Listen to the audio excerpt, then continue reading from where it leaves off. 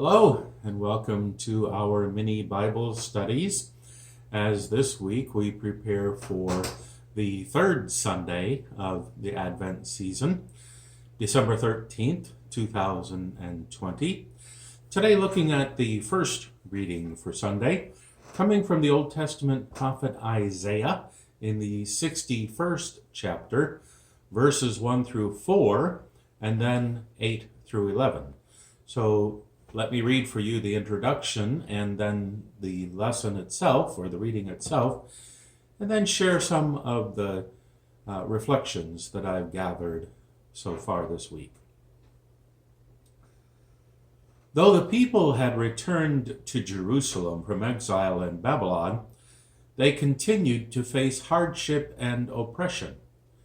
In the language of the Jubilee year described in Leviticus 25, the prophet, moved by the Spirit of God, announces deliverance for those who are oppressed and comfort for those who mourn. The Spirit of the Lord God is upon me, because the Lord has anointed me.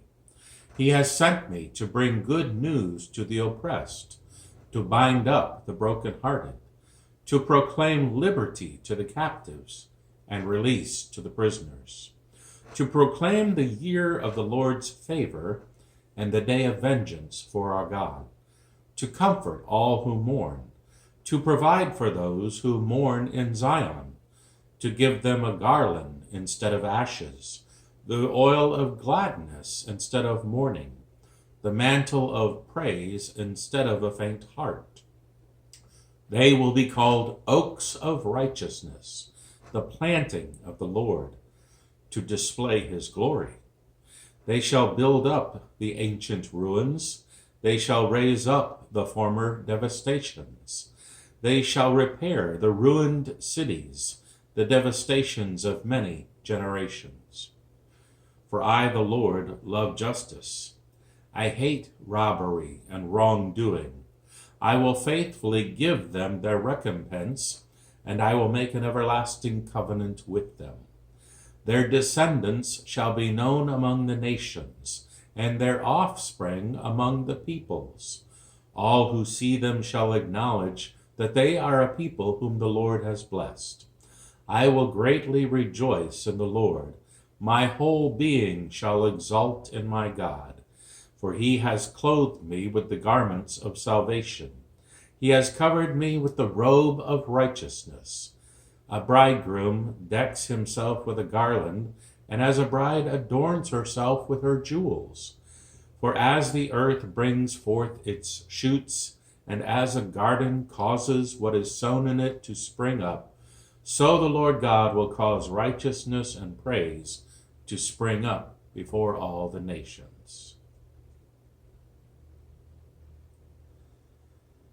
The opening words of today's reading may sound familiar from a time when Jesus stood up to read and to teach in the synagogue.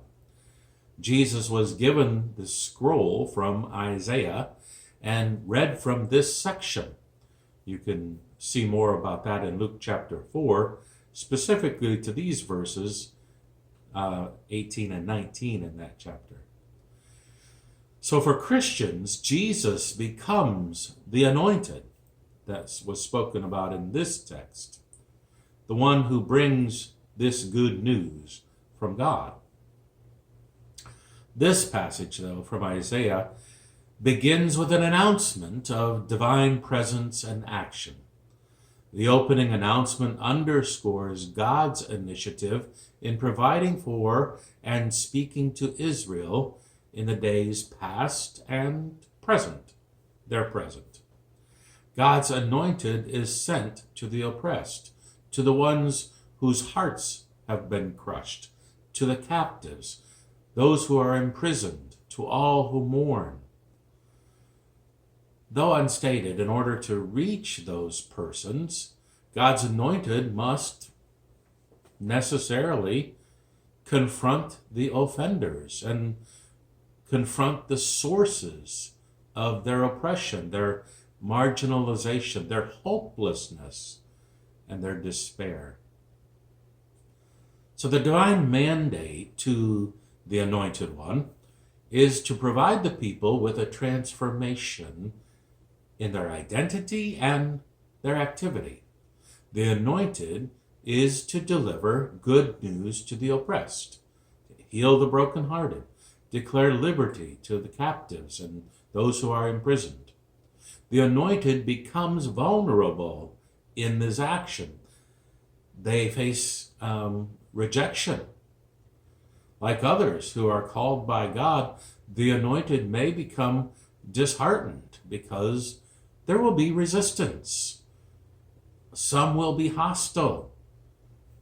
There certainly can be what seems a lack of progress. We all have faced that as well. Despite any outward circumstances, God's Anointed is to proclaim the year of the Lord's favor, which they called Jubilee, and the day of vengeance of our God, the day of the Lord. God has chosen to act with abundant favor and mercy toward Israel, and to judge and defeat those who would harm her, specifically in this case, Babylon, Israel's enemy. God will pay particular attention to those who mourn in Zion, sometimes called Jerusalem. So the mourning in Zion, Jerusalem, rises out of frustration and humiliation over a failure to rebuild the city, to rebuild the temple in order to match its former glory prior to the devastation of Babylon. And also a failure to reconcile the economic disparities, the religious and political factions that have grown up within the city. This reading is part of Isaiah designated for after the exile, after the people have been given freedom to return to Jerusalem by Emperor Cyrus of Persia. Those who have returned discovered Jerusalem and the temple in ruins. Their grief was nostalgic. They grieved for the way things used to be, and likely would never be again. Before the returning exiles can feel comforted, they will need to change the way they see themselves, the way they are seen by others, and the way they act, the way they do things. There needs to be a sense of blessing, positivity. We can do this attitude. So instead of ashes on their heads, a sign of humiliation and grief, they are given a festive headdress, a garland, a ring of garland leaves, fancy kind of beautiful thing. They are to see themselves as God sees them, chosen and honored. Once they see themselves as God sees them, then they are to lay aside any feelings about being humiliated or fragmented or dispirited or exploited. They are to see themselves in a new light. Then, when they see themselves as God sees them, they will be in the position to rebuild Jerusalem as a city where righteousness and justice will flourish. They will raise up, they will repair the former devastations, the devastations of many generations, as Isaiah says. So transforming the former devastations will require more than just remember how things used to be in the past, or some promise, well, someday in the future we will rebuild. It's going to require that the people of Jerusalem adopt, like God, a love of justice and a hate of robbery and wrongdoing, as Isaiah says in verse 8. A new future is possible for them because God promises to be in everlasting covenant with them. God has made a promise, an agreement, a covenant with them, also from verse 8. And because God has provided the garments of salvation and the robes of righteousness, from verses 9 and 10. The city where hopelessness has taken root, where devastation has happened and ruins is everywhere, will, by God's Spirit and by God's blessing, will, through the people, sprout righteousness and praise. There is hope for the future, even when things seem to be at their worst, because God is with us. Thank you for joining me today as we begin a new week, looking ahead to the third Sunday of Advent, December 13th, 2020.